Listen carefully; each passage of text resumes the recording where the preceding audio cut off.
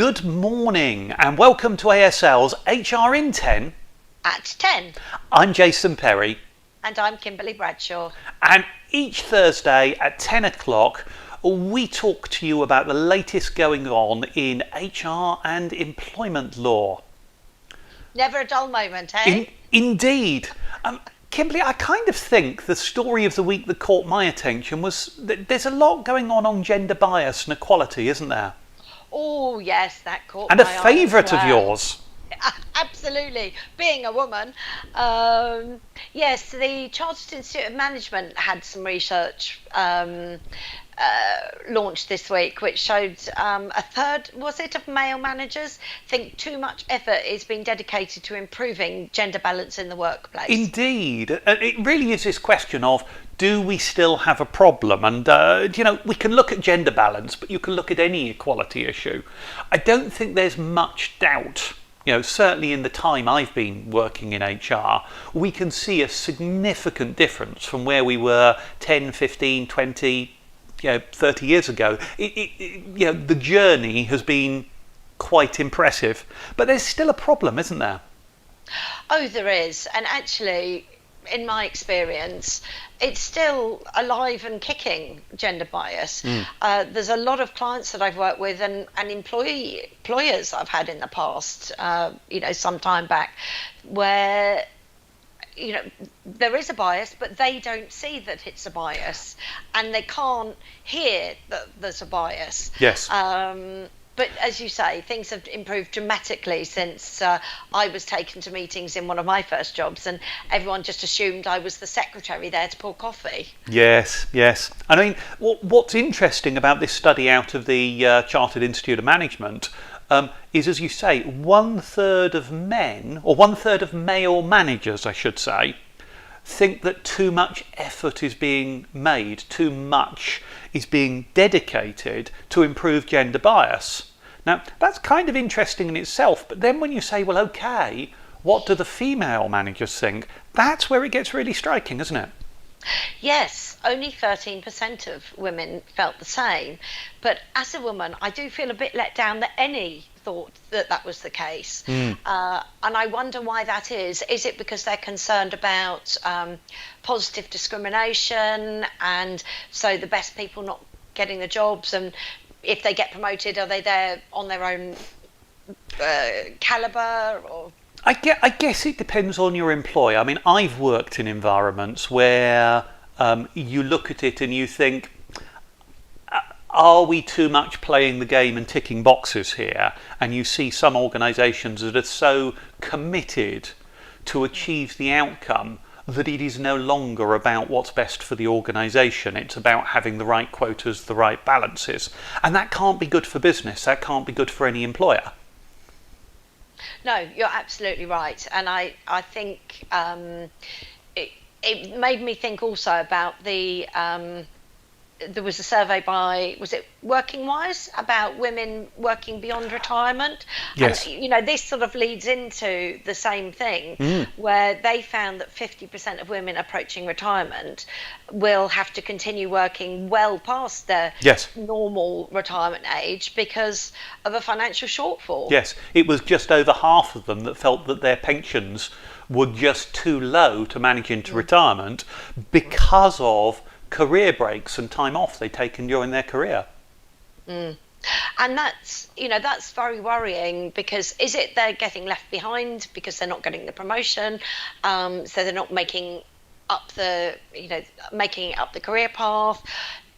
Is it partly that they haven't prepared themselves and haven't taken advantage of pensions? Because I remember looking at it the other day, and I think the average pension pot is £50,000 in the UK, whereas what you really need is about 300,000.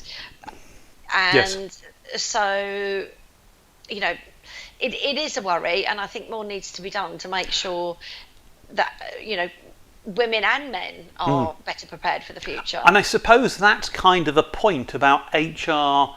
I'm going to use your favourite phrase. It's employee engagement, isn't it? It's about HR working with people and helping them understand not just the job that they're doing in order to deliver the results, but the other half of the equation, which is their salary and reward package and what this means to them and when they're going to be able to retire.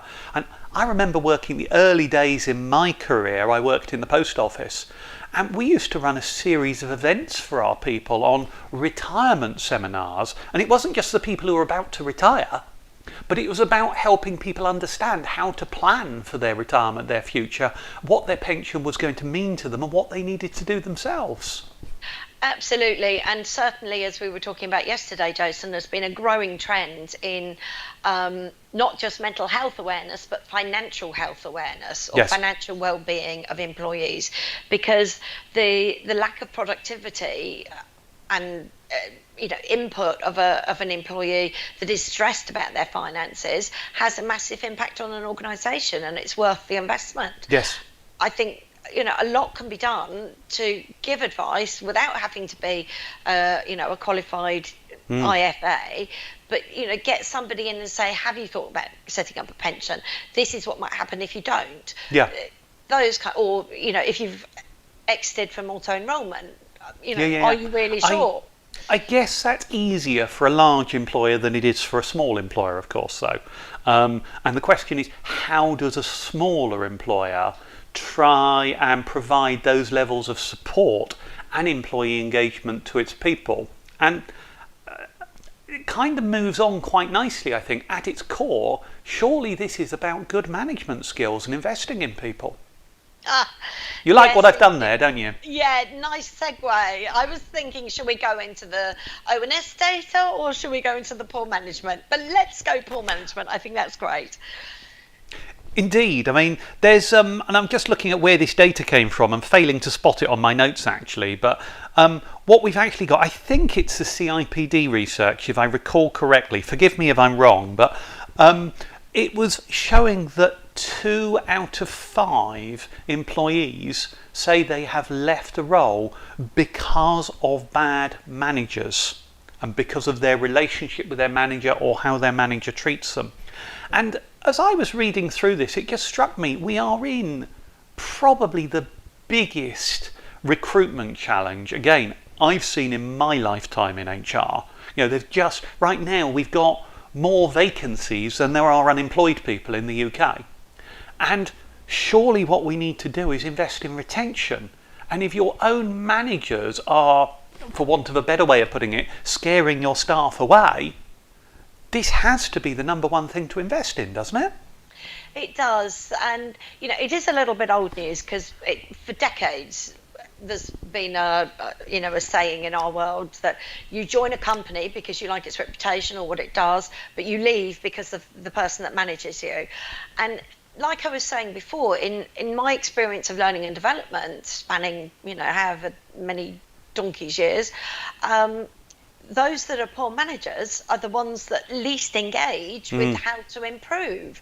They don't recognise that's a problem, but absolutely organisations need to reduce their churn and go back to our favourite phrase, employee engagement, Yes. and get their management working as good managers. Yes, and there's so much in here, and it's not often you'll hear me talk about unions, and I'm not always known to be the biggest fan of them. I don't know if you've seen, there was a story, I think it was in the Times this morning, about strikes on the Underground, which are going to clash with the Jubilee celebrations. And apparently this is all down to one manager. And what's actually happening is the unions are complaining because of a particular manager, how they have treated staff at a particular underground station and the way in which staff have been treated, dismissed and so on. And it just shows you, I'm not a fan of the union's reaction to it, I think there are better ways, but it shows you the impact of having that one poor performer as a manager in your organisation can have such huge effects. People resigning, industrial action, poor performance, loss of revenue. And I come back to, it's got to be the number one investment point for any sensible employer right now of let's get that right as to how we stand our best chance of surviving these next couple of years of challenging times.